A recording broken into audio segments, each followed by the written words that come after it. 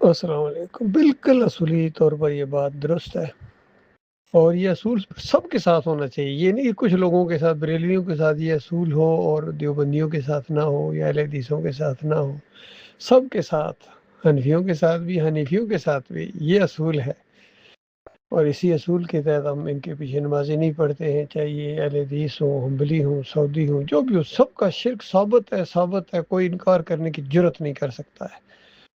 تو یہ اس انداز سے جب یہ بات سامنے آتی ہے تو ہمارا ایمان اور بڑھتا ہے کہ یہ جو دعوت اس معیار کے اوپر اٹھی ہے ڈاکٹر مسعود الدین عثمانی رحمۃ اللہ علیہ کی، یہ دعوت ہے جو اس اصول پر پوری اترتی ہے۔ باقی ان میں سے کتنے جس طرح کی باتیں کرتے بھی ہیں وقتی طور کے اوپر، اور اس کے بعد پھر انہی مشرکوں کے پیچھے نمازیں پڑھتے ہیں، انہی مشرکوں کو اپنا امام مانتے ہیں، رحمۃ اللہ علیہ کہتے ہیں ان کو۔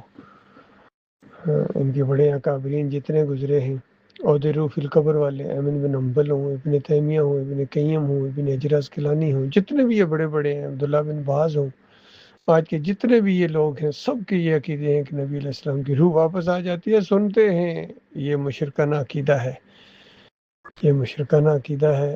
اور اسی طریقے سے یہ جو سجدہ تعظیمی کا شرک انہوں نے اختیار کیا ہے، محمد حنیف نے اور ان لوگوں نے، بالکل یہ مشرکانہ عقیدہ ہے۔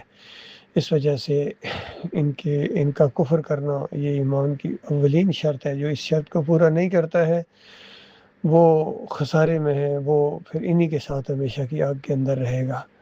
یہ مسئلہ قرآن و حدیث کا مسئلہ ہے کہ جو اس طرح شرک کریں، بالکل مشرکین مکہ یہی تو کرتے تھے۔ وہ ابراہیم علیہ السلام کو عالم الغیب مانتے تھے، مختار کل مانتے تھے، ان کے واسطے وسیلے دیتے تھے۔ تو یہی کچھ آج کے یہ کرتے ہیں نبی علیہ السلام کے بارے میں۔ انہی مشرکین مکہ بھی تو رسول کو پوجتے پکارتے تھے، وہ رسول کو پوجے پکاریں تو وہ کافر اور مشرک ٹھہرے۔ تو آج کے یہ مسلمان نبی علیہ السلام کو آذر ناظر مانے اور مشکل کشا مانے، علی رضی اللہ تعالیٰ کو، یہ سب کچھ کریں، واسطے وسیلے بھی دیں اسی طریقے سے، تو یہ مومن کس طرح ہو گئے؟ یہ ایک اصولی بات ہے، بالکل اس میں کسی قسم کی دوسری رائے نہیں ہے۔